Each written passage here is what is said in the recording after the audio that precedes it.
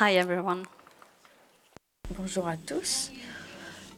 Il y a 10 ans, lorsque je suis arrivée dans ce paysage magnifique au Cachemire, c'était dans le cadre de ma première mission pour Médecins sans frontières. Et je n'étais pas encore pédiatre à l'époque. Et en fait, je venais de terminer mes études de médecine et lorsque je suis descendue de l'hélicoptère, je me suis rendu compte que le médecin que je remplaçais et qui remontait dans l'hélicoptère pour partir, eh bien, le faisait comme si, bon, de rien n'était. En fait, on s'est serré la main et puis tout, c'est tout. Et donc, l'hélicoptère repartit, disparu derrière la montagne. Le silence régnait dans la vallée. Et à ce moment-là, je me suis rendu compte que les connaissances en pédiatrie dont allait bénéficier cette vallée se limitaient à moi, la sage-femme, les 2 assistants médicaux et mon manuel, en fait. Et nous avions beaucoup de patients, des enfants qui souffraient de pneumonie, de bronchite, rétention urinaire pour l'un d'entre eux pendant longtemps. Et celui-là avait un abdomen gonflé, une vessie dilatée. Nous n'avions pas de cathéter spécial. On a essayé un tube qui ne marchait pas. Il a fallu plusieurs fois essayer de réinsérer le tube, ce qui causait beaucoup de souffrance à cet enfant. Une autre fois, il y avait un enfant qui avait perdu connaissance et au bout de plusieurs heures de traitement, malheureusement, cet enfant a arrêté de respirer. Et nous avons voulu absolument le ranimer, mais le seul masque que nous avions, eh bien, c'était un masque pour adultes, donc il a fallu faire du bouche à bouche sur cet enfant. Nous avions une sage-femme, mais pas d'équipement périnatal pour le traitement des nouveau-nés. Et lorsque je suis rentrée après chez moi en Suède, j'ai voulu devenir pédiatre à la suite de cette expérience. Et je me suis acheté mon propre sac pour intervenir dans ce genre de situation. Je ne voulais pas être prise de court de nouveau. Et lors de ma dernière mission, au début de cette année, ce sac en bout, eh bien, il était là, déjà sur place. Donc, il s'était produit un changement chez Médecins sans frontières, puisque le sac, cette fois-ci, était disponible. Un changement sur lequel je reviendrai. Mais je voudrais d'abord revenir 80 ans en arrière en Suède et je voudrais vous présenter, mesdames et messieurs, le professeur Arvid Wallgren, qui était professeur de pédiatrie ici à Karolinska. Ça a été un pionnier dans de nombreux domaines. Et si parfois vous n'arrivez pas à dormir et vous vous demandez qui a introduit le mode de vaccin percutané, BCG, c'est lui. Et il a étudié les tendances en termes de mortalité néonatale et infantile et il a produit un article en 42, pardon, un article qui est illustré par ce graphique finalement. La mortalité infantile, eh bien, elle affiche une baisse considérable sur la période indiquée jusqu'en 1940 et depuis 1890, alors que la mortalité néonatale, non. Est-ce que ça vous rappelle quelque chose? Parce que c'est ce qu'on note avec les moyennes mondiales aujourd'hui. Et en Suède, en 1940, finalement, la situation correspond à la moyenne mondiale d'aujourd'hui.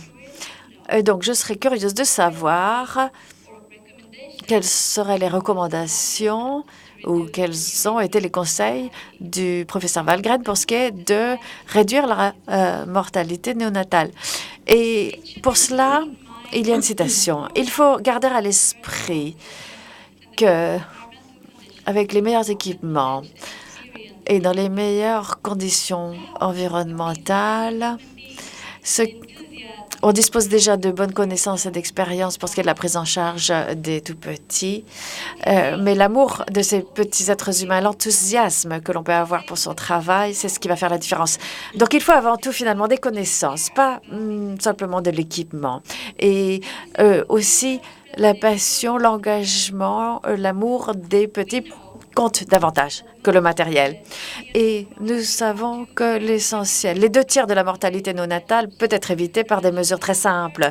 La prévention de l'hypothermie, le traitement des infections, une prise en charge à la naissance de meilleure qualité, la réanimation des nouveau-nés. Mais tout cela, est-ce que ça suffit pour Médecins sans frontières, finalement?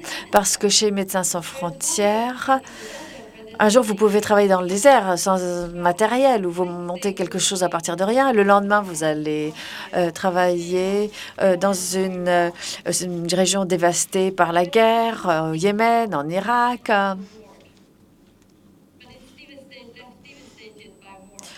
Ou vous êtes dans un service néonatal, mais qui a été dévasté, détruit par la guerre.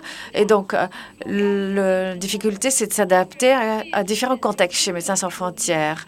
Et pour cela, il faut souvent tout un éventail de compétences et d'aptitudes pour s'adapter à ces différents environnements. C'est ça, le défi. Alors, quelques mots maintenant sur la situation actuelle en pédiatrie. Depuis ma première mission, beaucoup de choses se sont produites. Vous avez maintenant le groupe de travail pédiatrique dont vous avez rencontré le responsable. Nous avons des conseillers en pédiatrie, une plateforme de télémédecine qui d'ailleurs mérite une présentation à part entière. Ça sera le cas cet après-midi. Nous avons l'apprentissage à distance électronique et learning. Nous avons une formation en néonatologie, en nutrition, en vaccin pour le tétu aussi. Nous avons la politique néonatale, nous avons les directives, les recommandations pédiatriques qui sont en cours de finalisation et un rapport annuel en pédiatrie qui est en cours aussi. Mais malgré tout cela, nous rencontrons encore de grands défis. Trouver l'éventail de compétences permettant aux pédiatres d'être efficaces sur le terrain, mais aussi la nécessité de développer des capacités à l'échelon local. Il nous faut traduire les recommandations qui sont appliquées aux environnements à fortes ressources élevées pour les adapter aux faibles ressources, et donc faire la transition entre ce qui est environnement à ressources abondantes pour l'adapter des environnements à faibles ressources. Je voudrais aussi mentionner le rapport Against the Odds. C'est le premier rapport de ce type chez MSF qui a permis de faire remonter tout ce qui est prise en charge périnatale vers les priorités et en faire un domaine d'intervention dans les situations d'urgence.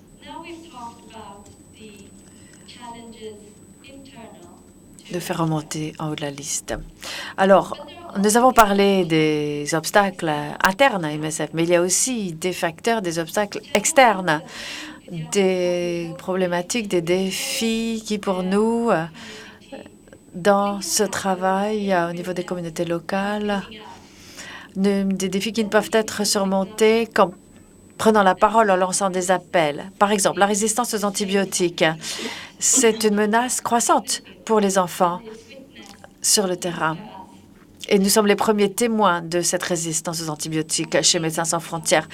Il y a seulement 2 jours, quand même, il y a eu un tournant de marqué parce que tous les pays des Nations unies ont signé une déclaration politique affirmant qu'ils allaient faire quelque chose contre cette résistance aux antibiotiques et faire davantage. Alors, bien sûr, on verra si ces paroles sont suivies d'action maintenant, parce que nous n'avons plus le temps.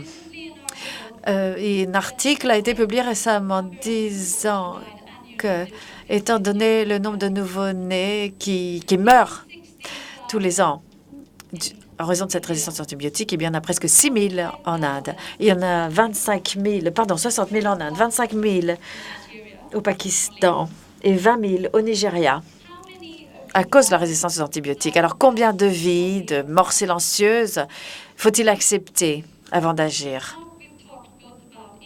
Nous avons donc parlé des obstacles internes, des obstacles externes et la communauté humanitaire en pédiatrie, finalement, a de nombreux défis à surmonter. On le voit bien. Et par conséquent, on ne peut pas se permettre d'avoir des désaccords, des luttes intestines. Ce n'est que par des efforts concertés que nous pourrons nous attaquer à ces défis. Et c'est là que l'idée des journées de pédiatrie est apparue. Cette initiative qui vient du terrain. Des gens comme moi, Christina, d'autres, présents dans cette salle d'ailleurs, ont été ceux qui ont pensé à cette idée qu'ils ont présentée à l'association MSF. Je ne peux pas vraiment parler pour eux, mais quand je me souviens de cette mère à Kajamoja qui est arrivée avec des jumeaux mort-nés, le regard qu'elle m'a jeté en m'implorant de faire quelque chose.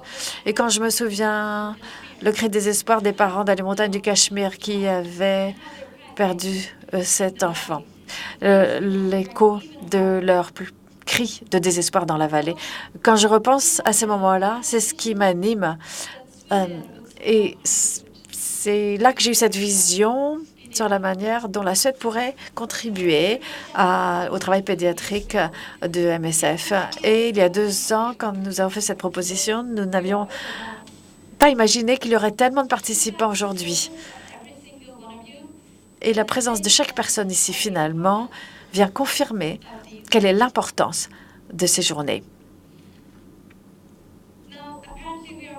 Alors, apparemment, nous comblons une lacune qui existait. Notre vision, c'était de permettre à l'expertise de première ligne de bénéficier aux travailleurs en pédiatrie de première ligne. Nous voulons aussi que le domaine de la pédiatrie bénéficie d'un ordre du jour à proprement parler. Et puis, il faut renforcer la communauté humanitaire en pédiatrie dans MSF et plus loin et au-delà. Dans les environnements à faibles ressources, nous ne savons toujours pas, par exemple, quel est le bon traitement pour tel ou tel cas de figure. Nous voulons aussi donc renforcer cette communauté chez MSF. Nous voulons nous connaître, nous appeler par nos prénoms pour pouvoir échanger davantage, pour suivre les mêmes objectifs plus efficacement. Je voudrais vous féliciter maintenant parce que c'est vous qui vous trouvez à l'avant-scène de cette évolution chez MSF, la première journée de pédiatrie chez MSF. Ça marque un tournant réel et je vous propose de faire de cette journée une journée mémorable avec un message qui pourra résonner dans le monde entier, à savoir que MSF accélère ses efforts pour la survie des enfants. Merci.